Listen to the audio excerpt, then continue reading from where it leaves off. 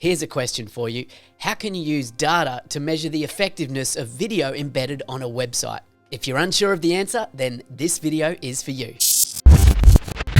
G'day, I'm Ben Amos from Engage Video Marketing, and on this channel I share tips, tricks and strategies to help you engage your ideal audience to action through effective video marketing strategy.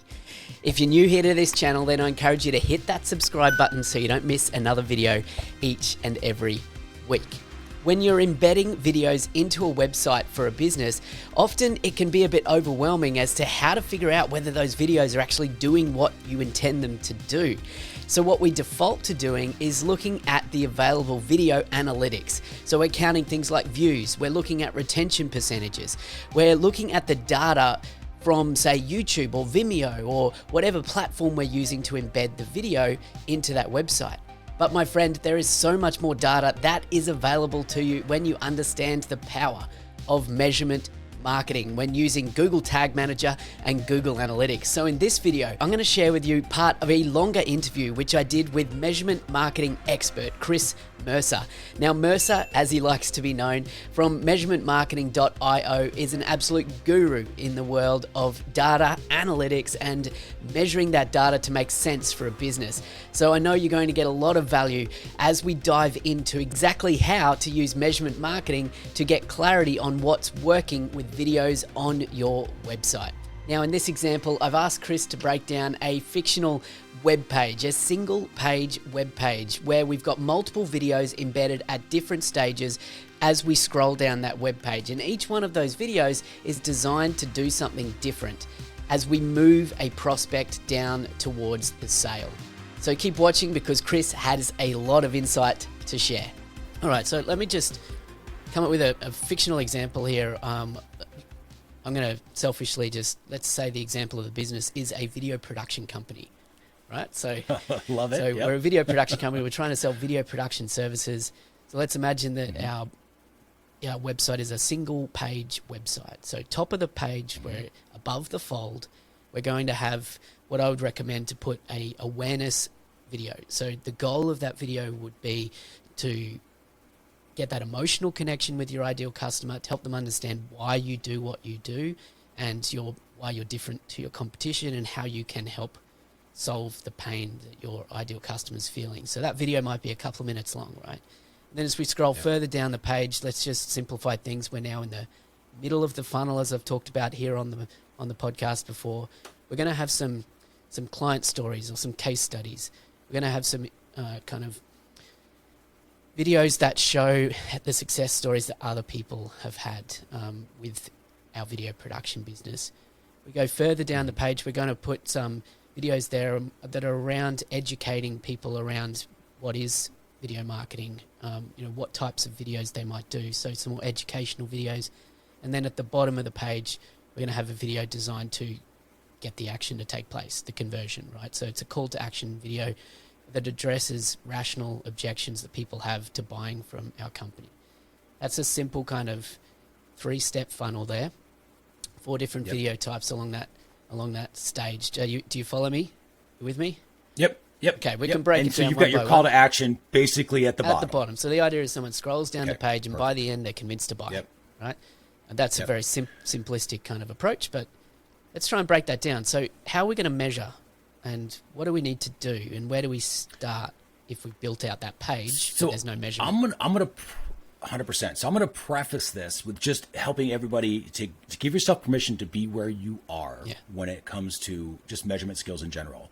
When we talk about this at measurementmarketing.io, we talk about the measurement journey, and that in the beginning, no one's got anything set up, right? And you kind of bump around in the dark, it feels like sometimes. We literally call that the cave, where it's like you're bumping around in the dark and your job is just light things up and get something that's better than what you have so that you can get some visibility, right? Get out of the cave and get some visibility. So when you get out of the cave, we call that the valley of visibility. At that point, you're going to ask bigger questions. You're going to start asking more detailed questions, and you'll probably go back to your setup, to your implementation, and you will improve it.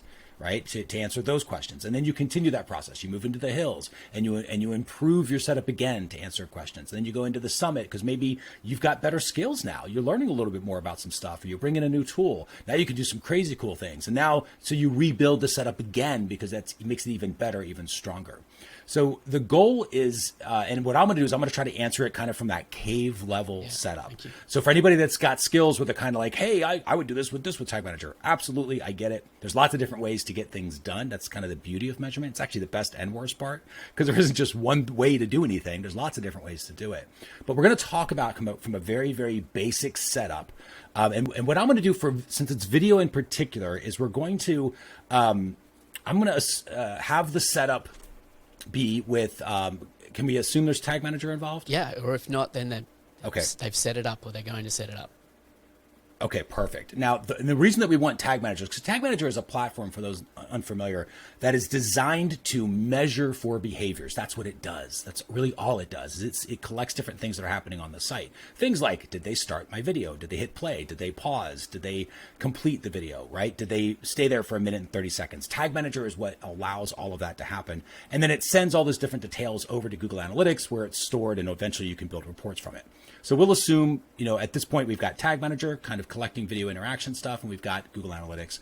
So the way that I would set this up is I'm going to start with kind of the middle part, which is the page itself, right? So the page loads up. When the page loads, we would record a goal, and I would set something called what we call the ACE model. So A stands for awareness, is A, awareness. C is when did they complete the journey. And then E would be set a goal for when they're engaging along the way. And that way you can kind of see a drop off. You can see maybe where they're not engaging. Sometimes you have multiple E's in that process. Depends how long your funnel is or your customer journey is. So what I would do is I would have Tag Manager listen for when that first video is played, that kind of above the fold video.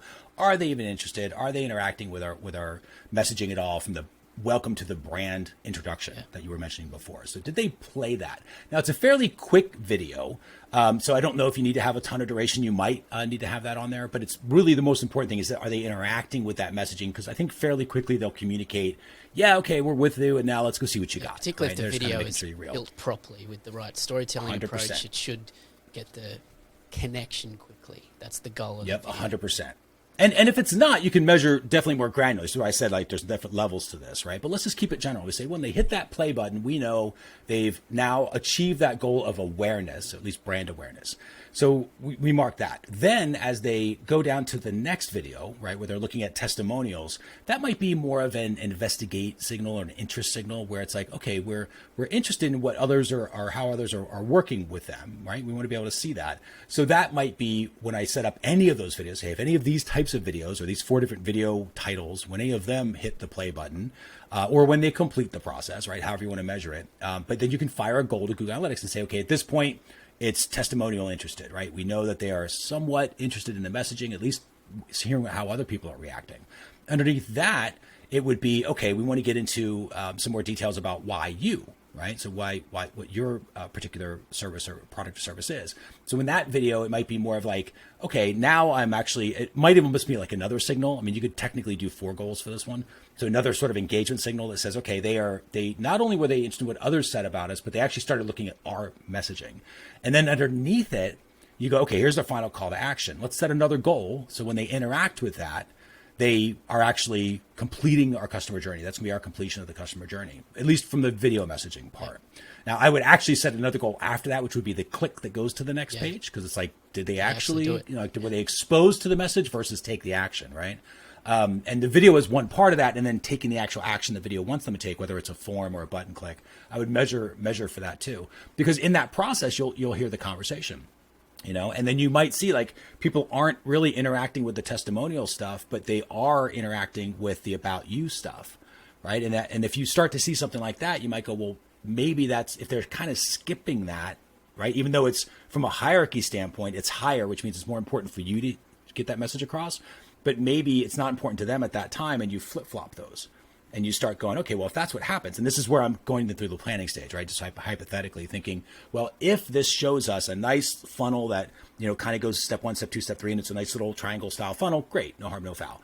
If it kind of gets wider at a certain point, right, where it sort of bulges out, then I might go, okay, well, that's more important to the market. I might change the hierarchy then and say, well, the first one's going to be first for awareness. Second one is all about us. Third one is what other people are saying. Fourth one is let's get started. Here's what you might be thinking, and here's how to handle that. And so now, and then with the understanding that if we make that adjustment, it might improve that funnel process. So that's kind of a really simple way of measuring, just by a simple when they click on play or when they complete the video. But remember, depending upon the video length, you can also do times. And with a video, it's kind of the best part about it is it's designed to have a conversation. There are parts to your credit. It's the idea of story. Each video's got an arc. There's a chapter, right? There's loops that are being opened and closed and transitions that are happening. You can measure for those. In video one, that might happen very quickly at 37 seconds in because it's a short video. The bottom video might be 10 or 15 minutes or whatever it's going to be. And maybe that first transition lasts till 12 minutes in. And so you can just adjust that, right? And that's kind of, again, the beauty of Tag Manager. You can kind of customize for the listening for the behaviors that you want. But I would keep it as generic as possible when you're first starting out. The real answer to where would you even start if you don't have video set up, if you don't have Tag Manager set up, it's even beyond that. It's traffic coming in, and it's did they make it to the next page? Because even if you don't have Tag Manager, and I love setting up Tag Manager for videos and telling the story, I think it's super useful. But if you don't have that, it would be focusing on understanding that, hey, was it an email that sent them in? Was it a podcast that sent them in? Was it Facebook or paid traffic that sent them in? Was it Google or paid traffic that they came in and found you? And then what happened from that traffic? Did that traffic end up resulting to going to the next page? Did Facebook paid traffic come in and just sort of die there, or did it result to them going to that next step, whatever it is? Now, if it didn't result to the next step, that's where you sort of have this journey measurement set up where you're like, well, why didn't they come to the next step? They landed on the page and the organic people seem to be going through to the next step. Why aren't Facebook people? And you go, why aren't they interacting? Obviously, Google Organic is doing something different than Facebook is, and that's why you measure for it. Again, that might be an example of where you would sort of level up into that, measure for what's happening with those videos, and you'll see the story. It's my favorite part about the marketplace is they are not coy, they are not trying to hide anything, and they will tell you immediately if they like it or if they don't. But you have to ask them in the proper way. If you don't ask them properly, they will just stay silent, right? And so when you ask the market, do you like my video? But you don't measure for that, they can't tell you, and they're not going to. But if you say, do you like my video? What I mean by that is you played it, watched 30 seconds, and then click the button below. And they go, oh yeah, that we did, right? Or, oh no, I watched 30 seconds, but I didn't click your button because I thought your offer was bad. And you start to hear that conversation going on, which gives you an ability to change and adjust it. So there you go. I hope that you are now armed with the information you need and the direction you need to take in order to be more effective at measuring how effective the videos are on your business's website. So if you found that video useful, there are more to come. And this one right here is where we go deeper into the world of analytics for a video marketing strategy. So don't miss that one. And I'll see you in that video real soon.